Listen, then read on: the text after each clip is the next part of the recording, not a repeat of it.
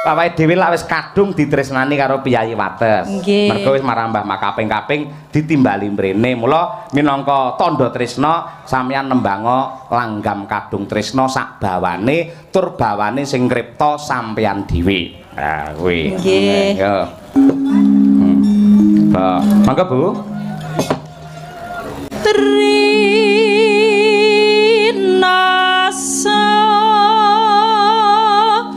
sayang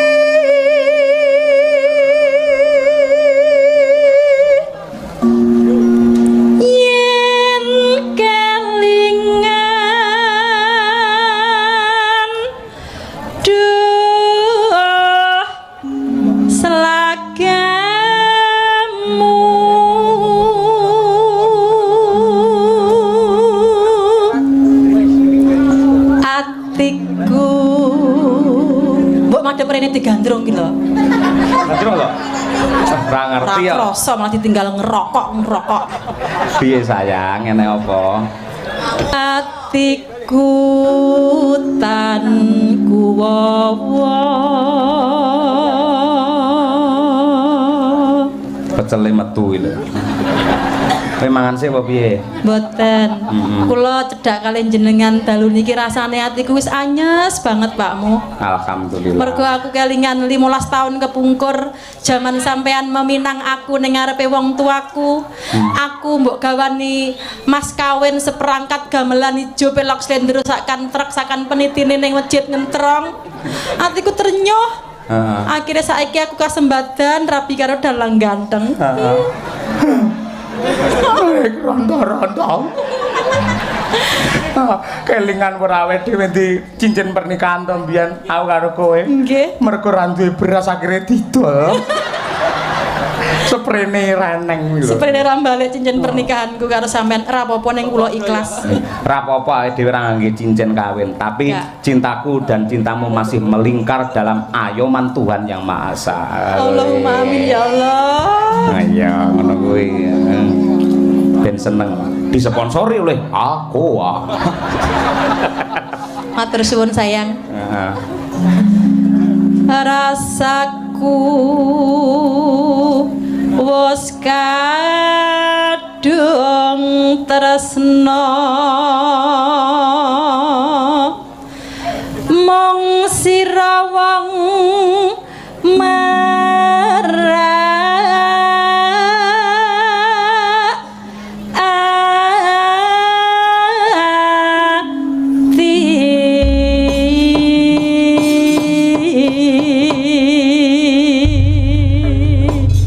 jane wis isin wis tuwek.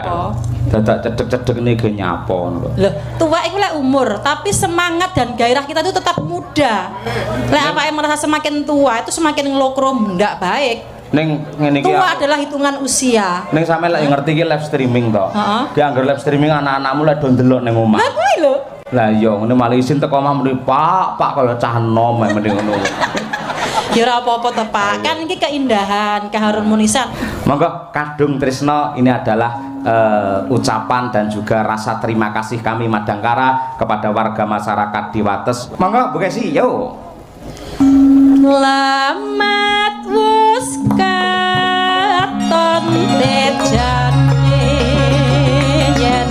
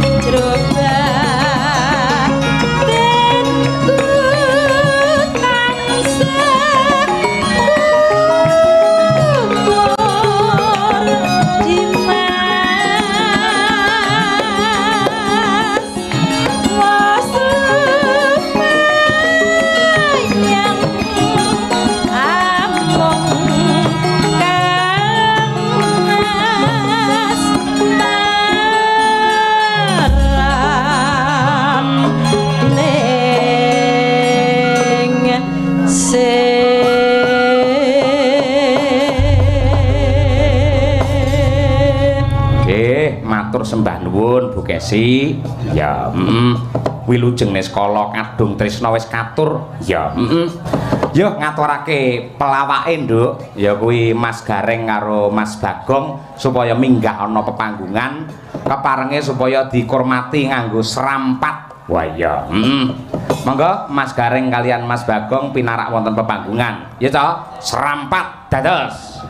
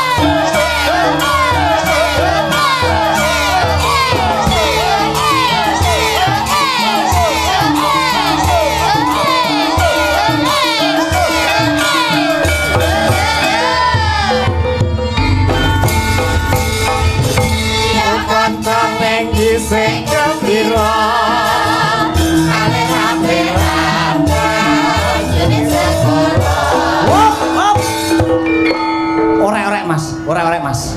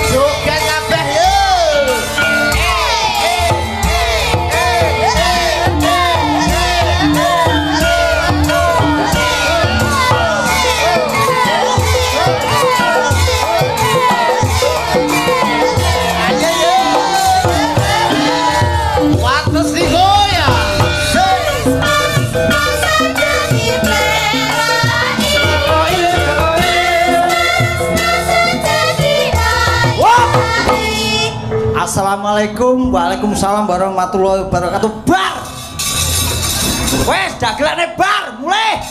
Kok iso? Kene iki ya patut wong tuwek diceneng kaya pemean. Tuwek ngedan. Tuwek kok mutung karo piye? Ayo mutung, aku karo kowe iki kene iki kon ngibur. Menghibur masyarakat Wates ora kok padu, ora kok kerah. Kowe mau njaluk apa? Njaluk serampat pisanan. Aku njaluk aja dipleroki. Aja pleroki. Terus Aku orek-orek. Orek-orek. Ya. Aku makan yo njaluk perahu layar. Ya. Kita kan menghibur. Ya menghibur ki ya sak tutuke. Lho, dadi sak rampunge serampat, sak rampung ora kok nyelon-nyelon tengah ngene iki. kowe senengamu? Seneng aku ya sing gambyongan kaya serampat. Aku ndek senengan dhewe, endang-endutan. Endang-endutan. Dangdutan dasmu. Menika wonten pamundhut Grajakan Banyuwangi nggih.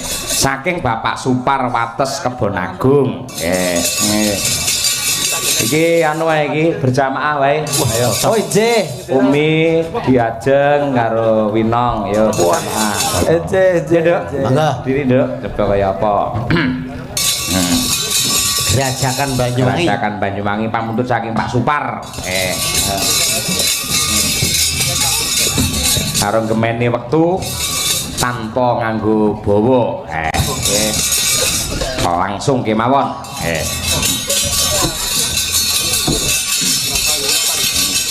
Siap, Nduk. Oke, yo. Diaturake yo.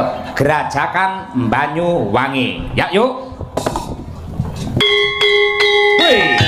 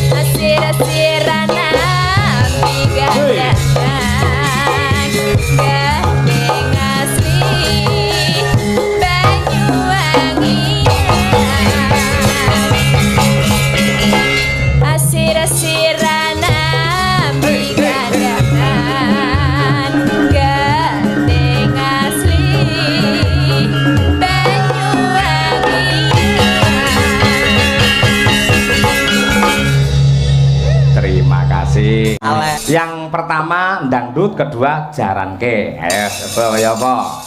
Mbak Nimas Ayu Winong Nawangsi. Ya. Monggo langsung kemawon, Cal. Dados.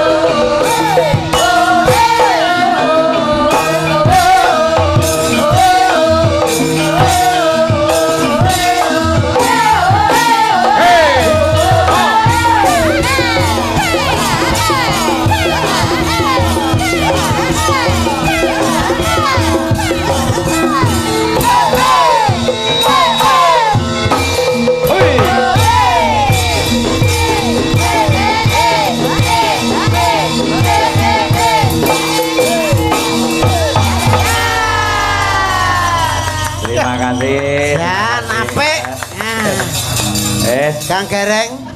Kowe gak mundak kir. Wah, kena pecut ora? Itu yo cangek kok nganti kami tenggengen. Wah, Rene. komplit niki. Ciri khas Tulungagungan. Tulungagungan. Ngulon sithik Ponorogo. Sing nganti ku rada gak penake Lah, lah nyolahne pecut. Pecut kuwi. Kiai Samandiman. Jer kok kudu-kudu kuwi kok kena bathukku wae. Ketoke saking nginting karo aku. Ora apa-apa. Pancen ya kudu leluasa ngene gerak ngoten niku. Niku nggih kasanah budaya tinggalane para luhur sing awake dhewe kudu ngopeni. Leres betul sekali. Ya cange ugi Madun menika nggadahi tradisi. Napa? Tradisi apa le? Menika mumpung Bapak Jimbing teng mriki, menika rikala semanten Madiun menika nggadahi tabuhan dongkrek. Oh nggih. Dongkrek. Lagu sing dibawane nggih kala wau Madiun Jakarta. Nggih. Pripun Pak Jimbing? Nggih. Diunggahne mlen apa mboten? Lah, kelangenan menika kagunganipun Mbak Jimbing. Nggih. Menika saged dipun ambali melih. Nggih. Wong klangenanipun Pak Kajimbing kula nggih sampun hafal mboten namung Madiun Jakarta, wonten Garuda Pancasila wau sampun katur. Wonten ugi salah satu klangenanipun beliau adalah Ali-ali. Oh, Kena ditengeri. Ojo cangek malah luwe hafal. Hafal. Kulino ning hari jadi awakmu lek rong tau. Kula namung sambatan balik-balik. Nggih, guyon. Mila monggo wiwit saking Mbak Lia dikompliti, Mbak. Langgam Ali-ali konjo dumateng Pak Kajimbing, sehat selalu, panjang yuswa lan tansah barokah. Amin. Langgamipun. Nggih, mangke nglerek-nglerek. Ayo men komplit. Wah. Lajeng cocok. Lajeng anunipun napa langgamipun? Nggih, nggih. Ngagem ali-aliku pamrih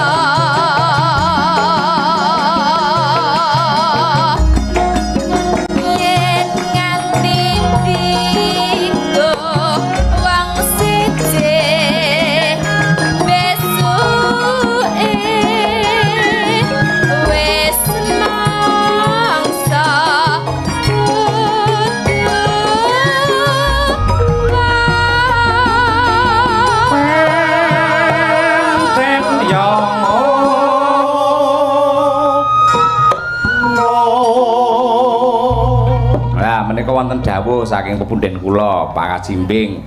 Kula wau nembe dugi saking Jombang. Nggih.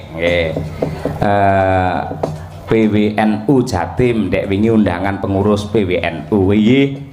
Dinten menika saged rawuh wonten ing mriki. Mugi-mugi tansah pinaringan sehat walafiat. Nggih. Kanthi dawuh Mugi jenengan pinaringan selamat dateng Gus Kikin utawi Kiai Haji Abdul Hakim Mahfud terpilih dados ketua ing Jawa Timur. Oh nggih. Mugi-mugi tambah amanah. Amin ya rabbal alamin. Yo lerek meneh, yo nang entekno nduk. Pilihanku mripat biru pamriye mereng sulistya ingkang waranti yen mangisi atiku besoke reksanono alia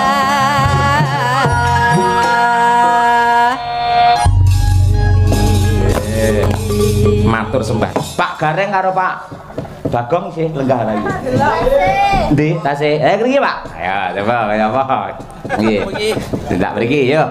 Kormati nganggo gethuk Mas Wirametu gethuk. Ayo. Gethuk nggih ngurmati Mas Bagong karo Mas Gareng. Yo, dados.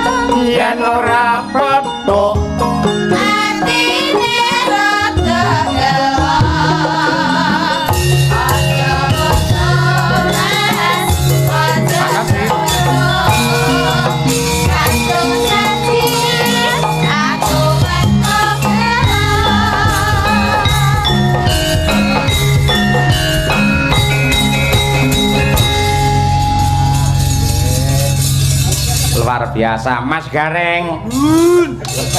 Anggere nun wis kaya Gareng Semarang tenan. Alah nggih.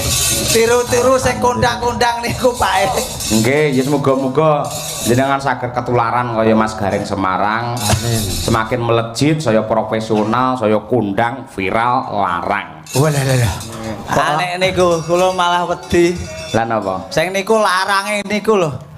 Soale nggih kula niku kulinane, lah niku lokalan. Kulinane ngoten ngaten sampai larang niku lho. Soale kula niku teng griya niku pun cukup. Nggih. Nggih. Niki wau Mbah Mudin nggih bisik-bisik Bu Mudin nggih. Kalau nggih di gungan. Non? Gungan gending. Napa? Napa Bu Mudin? Lintang Asmara. Oh, nggih. Tak golekne sinden sing jenenge Lintang bisa. Enten. Nggih, enten niki nomor kalih yang mriki niki. Bayu. Oh sing jaranan niki wau. Senes, enten. Itu dhewe mau sing ndi? Oh niki sing asli Tulungagung. Kula nek kalih sing jarane rada Oh iya, dirit. ya iso nembang Lintang Asmara. Lho cah kene cah gleleng. Tenan Lagu ora? sak donya sing urung digawe aku iso lho.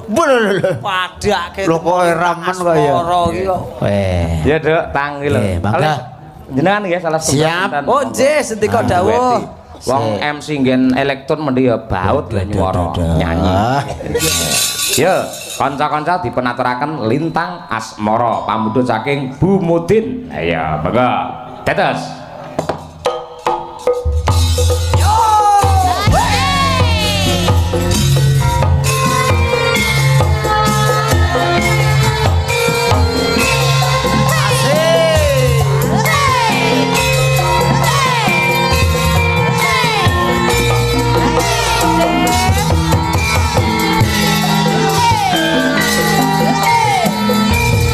Mama Bu Mudin mriki.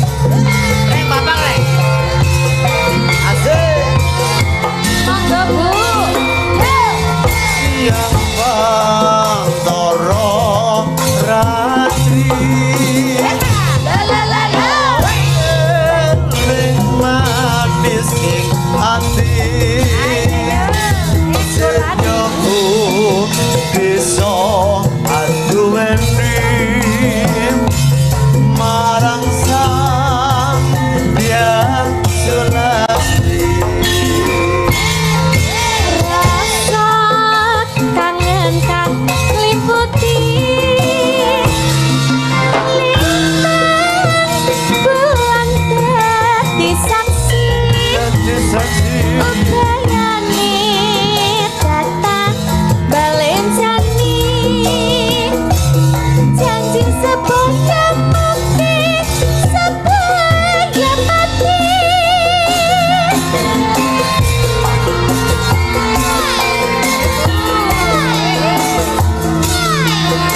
Ayo Bu Mudin. Sampai pagi. Ayu Trisno mungkin Narya Tangga Susado Nikmatenku.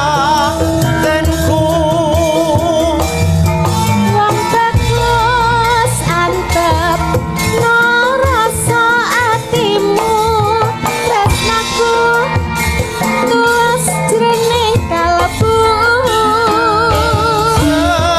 Senadyan ngaruh ngiyang kang sekara rasaku ora bakal sirna. Serat yang nyoba oncat sakaraga wis tresna rati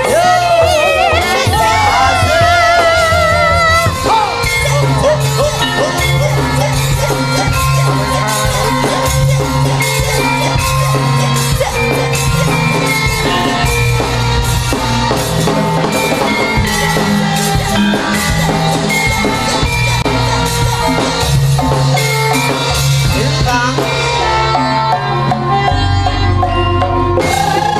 siang Bantara Ratri Mudin ning manis ing ati yo sejoku bisa anduweni